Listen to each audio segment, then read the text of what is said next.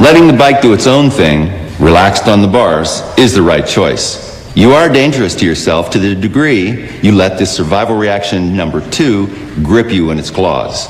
Take control by doing nothing. Let the bike stabilize itself.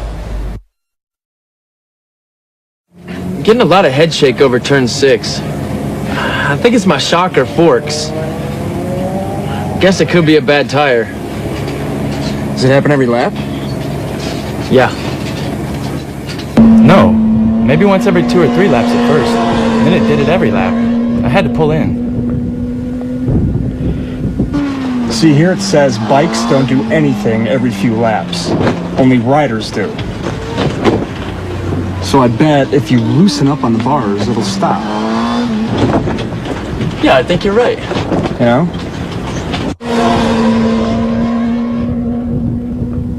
We can contribute to or detract from the bike's inherent stability by understanding its demands and eliminating any unwanted or unneeded inputs.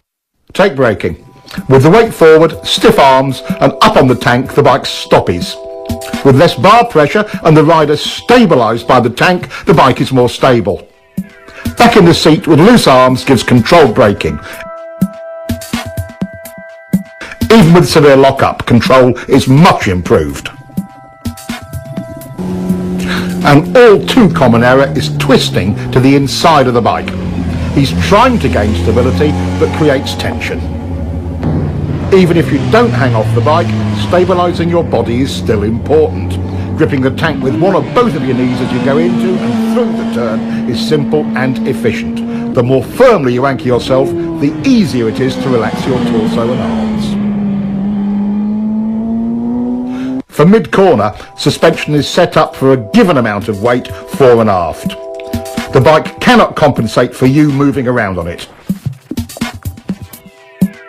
As we've covered already, get into your fore and aft position on the seat early and stay there.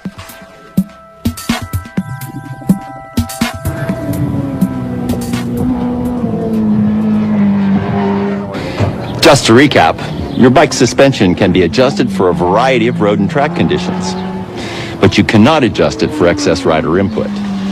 By being loose, the rider allows the bike's suspension to perform at its best. The main points of rider input are: hanging off too late creates instability. Get over early.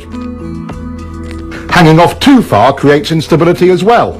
Being disconnected on the bike looks like this. Locked on is better. Twisted on the bike.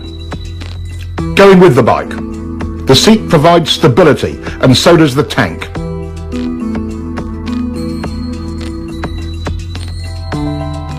Use your pegs. Riding stiff. Riding loose. Using the bars to hold on. Using the tank. Tight equals front end shake. Loose is stable. Crossing on the bike. Going with it. Tight, it slides. Loose, it recovers. Acceleration head shake. Acceleration stability. Braking instability. Locked on in the seat gives good braking stability. Yep. All those things have happened to me. Yeah, you should just let the bike do the work. I'm causing my own handling problems and making myself tired. Stabilising the bike is the rider's goal in any corner. Throttle error or entering a corner too fast are two of our known enemies in getting that result.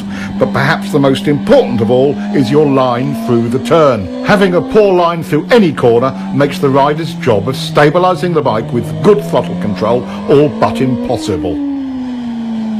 We've already explored counter-steering and know it gives us effective and precise control of the bike's direction. But there are 3 underlying principles to steering that you must understand.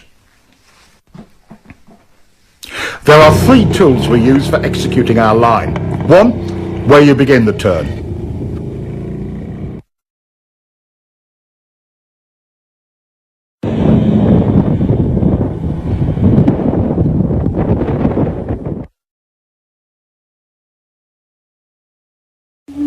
2, how quickly you flick the bike over.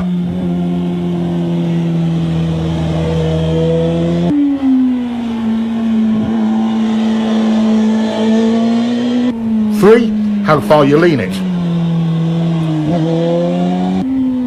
Let's investigate the first one, where you start the turn and see how it can affect your cornering.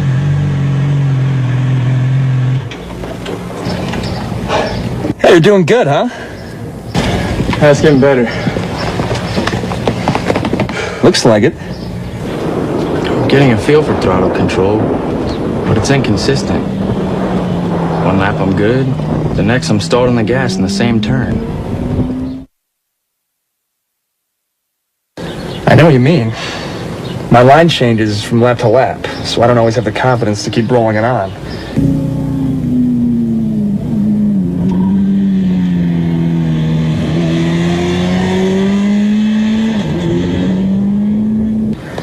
Gets to me. Yeah, that happens to me too. It totally blows my confidence and I'm right back to rolling it off. I hate when that SR happens. Yeah, well, it says here that there are 11 things that are influenced by where you turn into a corner. 11 things. Guess what? Both of our problems are on that list. Really? Yeah. But what is the solution? What can you do to bypass these problems? The answer is too simple. Find and use a good turn-in point. Finding a turn-in marker and using it will give you consistency. It helps you avoid problems like inconsistent lines and throttle errors. How can you find a good line? Once you establish a reference point, the trial and error method will tell you what works and what doesn't. That tar snake on the pavement is a good reference.